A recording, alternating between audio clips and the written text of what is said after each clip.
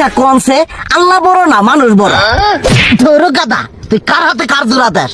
কুড়াই আল্লাহ আর কুড়াই মানুষ। যেটা কবার কইছে ওইটা কন। আল্লাহ বড় না মানুষ বড়? আল্লাহই তো বড়। আল্লাহ বড়, তাহলে আল্লাহর কথা না হইনা মানুষের কথা শুনেন কে? কি কইতাছস? কি আর আল্লাহর কথা মানে না মানুষের কথা মানে? হ্যাঁ, কি আর মানুষের কথা শুনেন তাই না?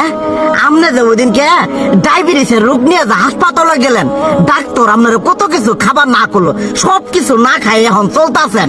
তাহলে আল্লাহ যে আপনারে কইছে যে হারাম খাবার না, সুদ খাবার না, কই আপনি তো কাম কাজ বাদ দিয়ে এলাকার মধ্যে টাকা পয়সা না গায়ে খালি ওইলে দিয়েই খান। নিজেরা টিয়াও হালাল ভাবে কামাই করেন না, ওই সুদ তো না কটা টিয়া করে লাভ আহে ওইলে দিয়ে দিয়ে চলে না, পেটা বড় বানাইছেন।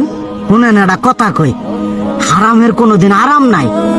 হালাল পথে রুজি রোজগার করেন, প্রয়োজনে এড়া বেলা কম খায়েন, তাও শরীর পিণ্ডও ভালো থাকবো, কোনো রোগ বেদও হবো না, আরামও পাবেন, আল্লাহও খুশি থাকবো। তুই আমার এইভাবে বুঝাবি আগে কইলি না কে? আসলে এই বিষয়টা তো আমি কখনো মাথায় এইভাবে নিইনি যে আমাদের কখনো ডাক্তার নিষেধ করলে ঠিকই আমরা নিষেধ মানি, কিন্তু উপর আল্লাহ যে কত কিছু নিষেধ করে দিয়ে সেটা মানি না। আর এই যে হারাম পথে টিয়া পয়সা কামাই করতেছেন, শরীরের মধ্যে দুনিয়া রোগ বেত হয়েছে, দেখা যাইতেছে যা টিয়া হারাম পথে কামাই করতেছেন তার তো বেশি টিয়া মনে করেন জ্বলে যাইতেছে গা বেশি। আজকের পর থেকে আমি আর এই হারাম সুদ খামো না, আমি হালাল পথে চলবো, হালাল টাকা পয়সা ইনকাম করবো। এতে করে যদি একবেলা কমও খাইতে হয় তবুও খামো, তবু আমি আর এই হারাম পথে চলবো না।